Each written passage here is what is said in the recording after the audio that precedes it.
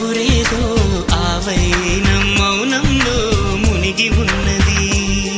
చిగురాక చాటు చిలక ఈ అలజడి ప్రేమేగా, అనుకోని దారి గనక ఈ తికమక తప్పదుగా.